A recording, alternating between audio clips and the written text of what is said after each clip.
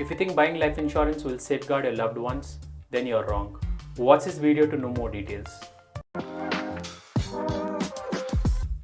Hi, this is Naval Panuli and welcome to my channel. In today's video, we're going to discuss key aspects of safeguarding your family. So let's get started. Educate your family on financial matters. Make sure that your spouse, your dependent family members know about your finances, accounts, investments, loans, and they exactly know where these documents are kept. This will help your family in case of any medical emergency and in case of your absence. Create a Google Sheet or any shareable document. Write down your user login details and all other information related to your outstanding loan, your investments, and make sure that these sheets are password protected. Involve your family in financial decisions. Include them in your financial decision making process.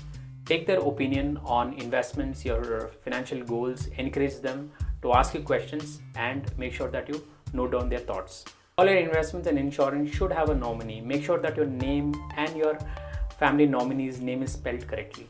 Especially in insurance during the unfortunate claim process, the nominee should not face any difficulty in the claim settlement. Have a term insurance. Term insurance is the cheapest insurance out there. Make sure that the tenure of your term insurance is till you hit 60 or till your retirement age. The idea of insurance is in case of any unfortunate death, the family finance should be taken care of with this insurance money, and this shouldn't be treated as your retirement plan. For retirement, there are many other options. Have an emergency fund. 6 months of your family monthly expense should be saved in your savings bank account for quick access. If your family monthly expense is, let's assume it is 50,000. So 50,000 into 6 is 3 lakh rupees. So this is the amount that you need to target to keep in your emergency fund.